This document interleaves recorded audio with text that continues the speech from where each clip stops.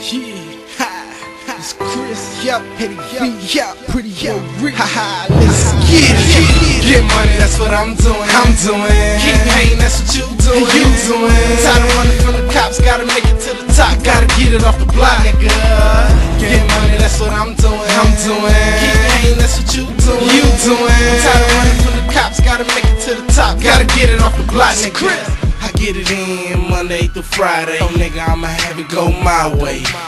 I get it in Monday through Friday, so nigga, I'ma have it go my way. I get it in, I get it in, I get it in, I get it in, we get it in, I get it in all day.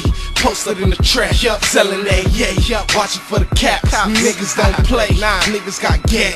Niggas wanna shoot shot, get back. Nigga, who that? It's me, nigga, I got that green. Nigga wanna smoke, nigga with me. Nigga roll up, nigga he's clean. I pull up in the whip with SL5. Nigga want the top drop and that's fine. I bought my own whip so it's mine. Nigga, who's your bitch? Damn, she fine. I ain't gon' play it, I ain't gon' sweat her, I ain't gon' cuff her, I'm just gon' fuck her. Nigga, I don't play like Rucker, nah. Nigga, all I do is like Buster. Yeah, I get it in. Eddie V, we gon' do it this year, man. This year unbelievable, man. It's already 09, so nigga, I'ma kill it. If you like what I do, then get it on the floor. The girls love me when I put on the show. We throwin' money now, pick it off the floor. We throwin' money now, pick it off the floor. See me, I'm all about my money. Never sweat a chick, cause I ain't no dummy. Money I'm stacking, girls I'm...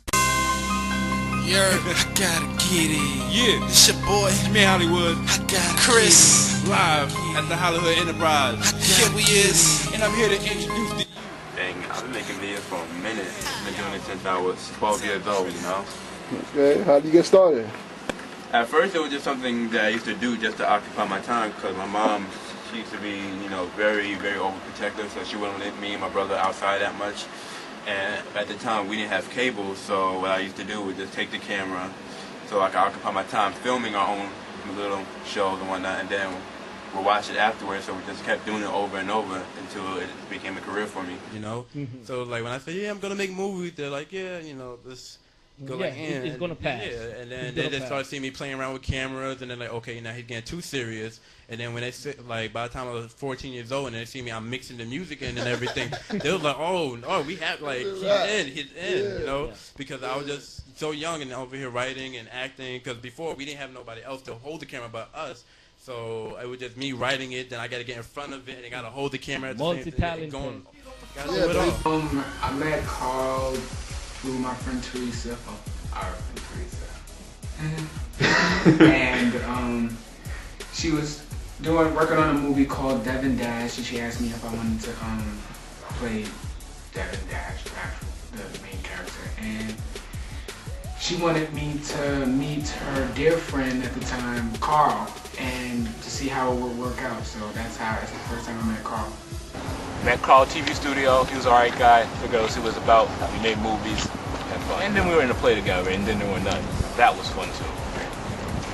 Basically, yeah, that's where we had our little get-together time. Before that, you know, I see him hanging around the TV studio. I wonder, like, who's that guy? That's fun. Well, I met him in school at JAG. I remember one time he was writing in his book. I thought it was a journal at first. He kept writing and writing and writing. It was in gym class. And then one time, my teacher didn't come to school, so we were in the auditorium. And I saw him writing again. I'm like, this boy has a journal? I want to find out what he's writing in that book. So I went up to him and said, what is that? What are you writing? That's how I met him. From there on, we became... Man's HollyHood. He's a crazy dude, son. Videos out the ass. Scripts, videos, all types of stupid shit. He's a funny dude. Like, I know him for about a year and a half. And when I first met him, he was quiet, stuck to himself, stayed in his room with the lock and all. I always thought that was type weird. Like, he wasn't really with everybody else. But he was on his grind, doing his music, his videos, footage, all types of shit. Back in high school, pretty much there was some guy around, you know, calling himself Mr. HollyHood, and there was already another Hollywood in the school, and her name was Erin. So Erin was kind of pissed off at the idea. So, like, I don't know when she did it, but she came to just confront him, and then she ended up being cool with him. Then I ended up being cool with him, and that was it. Mr. Peters' gym class. Yeah, he couldn't throw a football all night. I didn't. And then he showed me the film with Pirates of Penzance. He said he had me in there. So, yeah, that's how he went. I was sitting in the cafeteria, and I was with my friend Teresa, and then he came outside. He was like, "Hi, I'm HollyHood. I'm the director." And I was like, "Oh, cool." And she's like, "Oh, I've been wanting to meet him because I met him through MySpace or something." And that's how I met him. How much sacrifice did you make to follow your career? No, but he seriously worked day and night and sacrificed a lot of things. Yeah. Yeah, you did. And you took the chance of robbing me. That's just...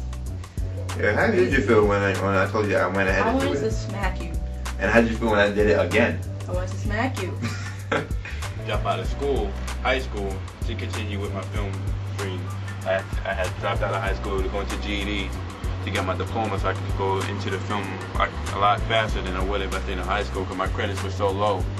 Because I was always working on videos instead of, studying for exams and stuff. I was always trying to entertain, which kind of messed me up. And I regret that, but I had to follow my dreams. So, I mean, I'm still going to college and everything, but I had to sacrifice a lot to get where I am now. I remember one time Hollywood had his little away message that he was thinking about quitting. And I'm like, yo, like, there's no need to quit. You've been doing this for too long. Like, why would you give up your dream?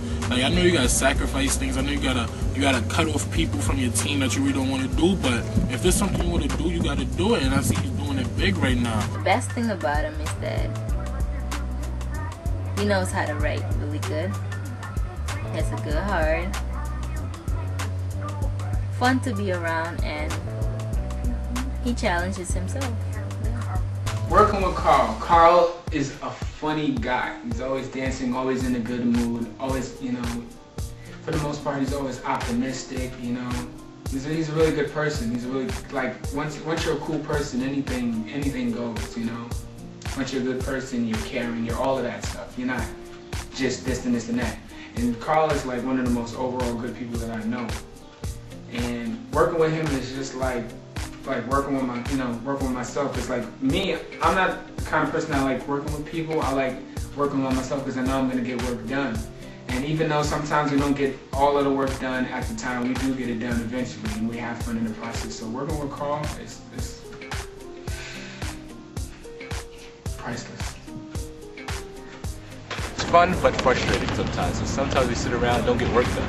But most of the time, it is fun though. When we don't do work, we have fun, which is okay. Carl did a real good job editing. I mean, with all that like messing up and stuff, he did a real good job editing it. Because we did not, we really improvised that movie. Hey, what should we do? What should we do? And then Carl, just knowing him, just came up with an idea what to do. We just went through it, had a conversation, and that was it. It's cool. It's like my bra right there. And I don't know what kind of person would spend $4 on iced tea, but Carl did. Since he's not like an official director, we get to just do dumb shit.